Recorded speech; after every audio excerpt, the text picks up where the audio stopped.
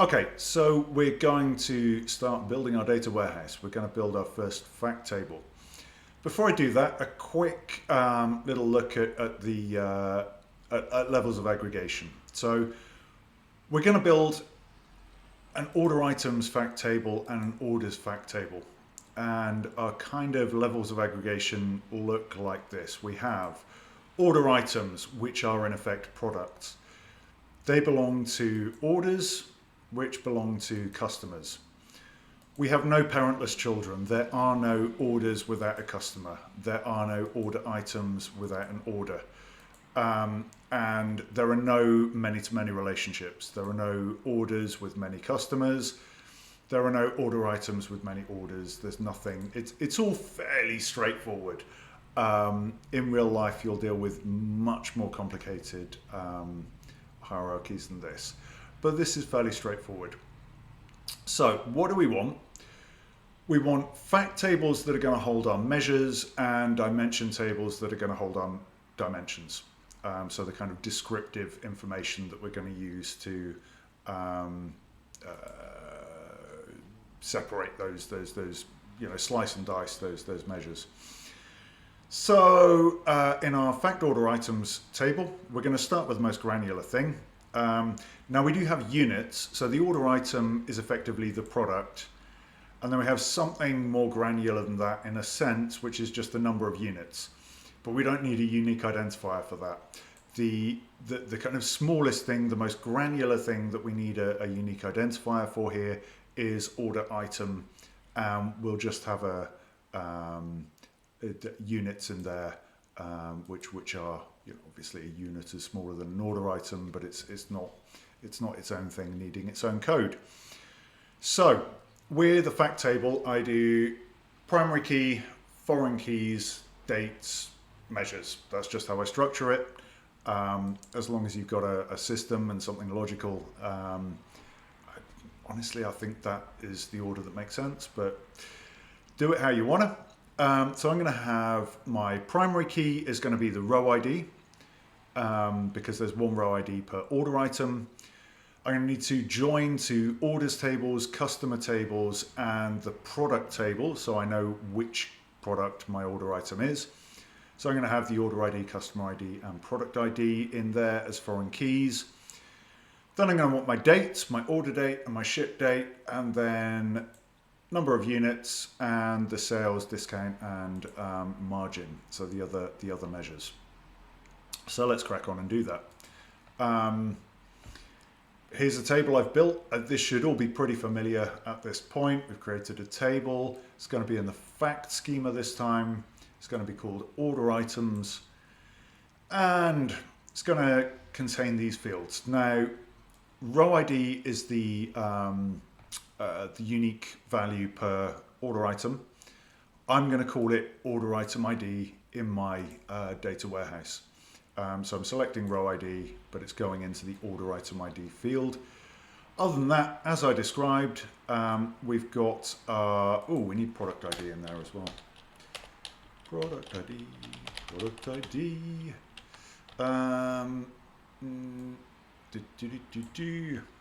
Bear with me. And we need product ID in here as well. Product ID. Okay, so that should now work. Let's run that and see what happens. Okay, done. And let's select everything from fact order items so that we can see it. So here we are. We've created our table. Everything's gone pretty smoothly. I tell you what, that will not be the case for the next one. So we've got our primary key for order item. We've got our foreign keys, order ID, customer ID, product ID. I will add foreign key constraints later. I'm just building the data warehouse out first. We've got a cleansed order date and ship date. We've got a unit quantity and all our measures, sales, discount, profit. So job done on the order items table. Next there's going to be fact orders. And I know there's going to be a problem. because when I said you cannot have more than one customer to an order, we do have a problem with the data. So the next bit is going to be a little bit involved. So brace for that, but that's our first fact table done, nice and easily. Okay, so our next job is to create the orders fact table. So let's hit the SQL. Basically a lot of the same stuff, but at an order level of aggregation. So first thing we need to think about is that our source table, staging.order items, so our staging table, is at order item level, not order level. So for example here, you've got one order with 3 order items. So we're going to need to wrap that up. So we're going to need to use a group by, and then we're going to need aggregate fields for all of the measures so that we have a sum of sales for all those 3 order items to get the sales for the order and so on. So I've done that here. Simply, well, we need the order ID and the customer ID as our primary and foreign key. We've got our order date and ship date. I've just used min just so that I don't have to group by those dates as well. Worth mentioning actually, if you this is a very nice, clean, tidy data set in some ways. There are no orders where different items within the order are shipped on different dates, but that's not necessarily going to be the case where you are. You know, if you have an order with multiple items, it can be possible for different ship dates for the order. So do bear that in mind when wrapping up order items to order. But I think this is all pretty straightforward, so we can run the query and we get what we're going to try and put in the table in a minute. So theoretically, here we have 1 row per order ID. Looking reasonably good. We've got just over 5,000 rows here. Remember, we had just over 10,000 for order items. Customer ID, our foreign key, the dates, and then number of items, total sales for the order, total discount for the order, and total margin for the order, or profit, whatever we've called it. But let's go over here and see what happens when we try to pop that into a table with a primary key on order ID. I've actually already run it, and well, we can just look at the error message that we get here. So we've got a primary key constraint violation, which means we have an order that's repeated, where there's a duplicate of that order ID in the results of our query. So how could that happen? Because we've grouped by order ID. Well, the only thing I can think is that there's an order ID with more than one customer. In fact, I know that's the case because I've already looked into it. So we're going to have to play detective here. So I have already played detective and figured out what's going on, but I'm going to take you through step by step how I figured that out, what I've done to fix it, and we'll go from there. So I'm just going to pause while I uncomment all this code and we can step through it. Okay, so in terms of actually you following along and building this out, I'm not expecting you to go through this kind of Sherlock Holmes process that I'm going to do now. I'm going to give you a fix, this bit of code here to run before the create table. That's going to fix your problem, but I just want to walk you through how I got there. So don't worry too much about this. But we had that primary key constraint violation. The error message has helpfully given us an order ID associated with that.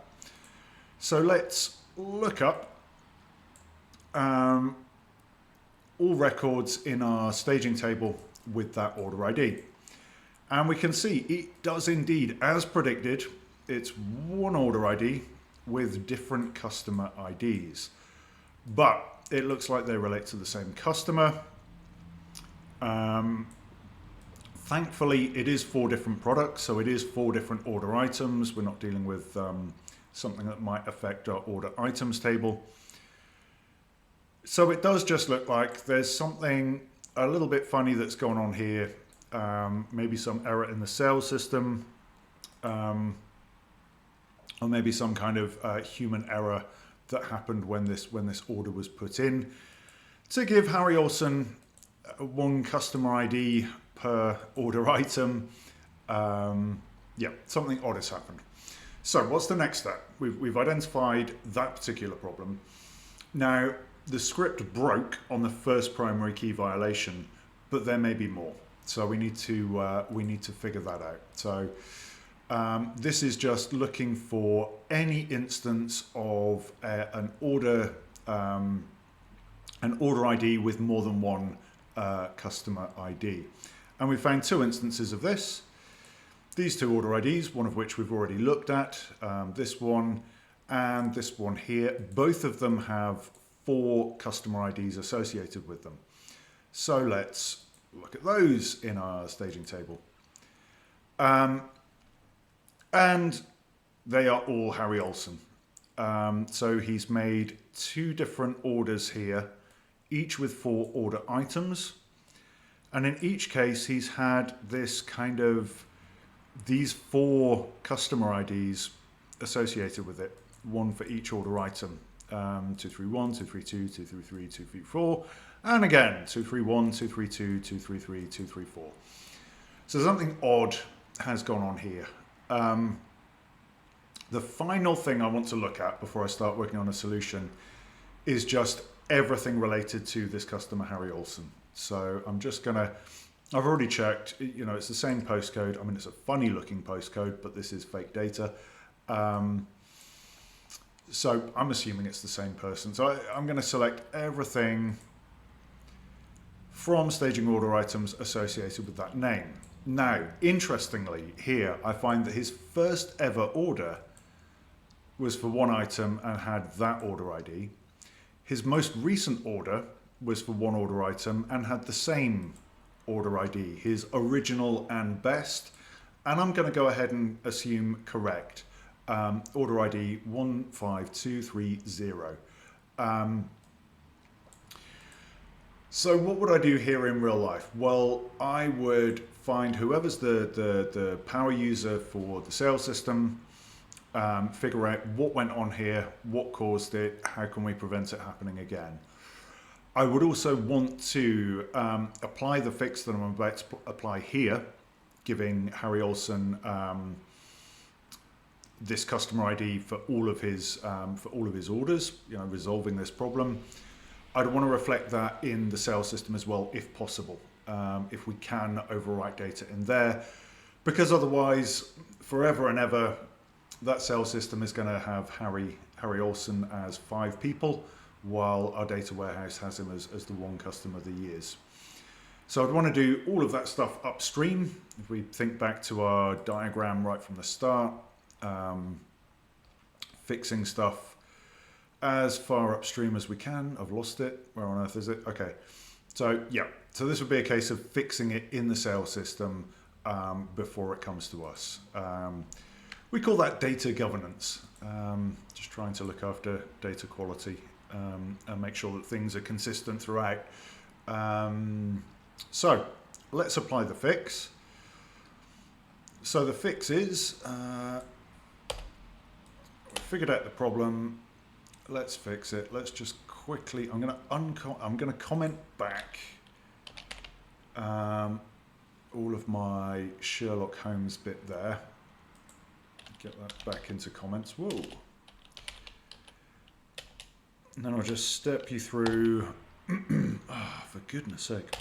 Can't type. Okay. So then just step you through what's happening here. So we know our create table and insert into. Before we do that, we're going to update the staging table order items. In every instance where we have the name Harry Olsen in that table, we're going to overwrite the customer ID with his original customer ID. So the one that he had from his first order in 2022. And that should solve our problem. We should then, everything should work from there, I believe. So let's put it to the test. Hit execute, and boom, we've got it. And there's the contents of our fact orders table. Now we really do have one row per customer. Harry Olsen's now just one person. We have the customer ID, order date, ship date, and all of our other measures. So that's our fact tables done. Boom.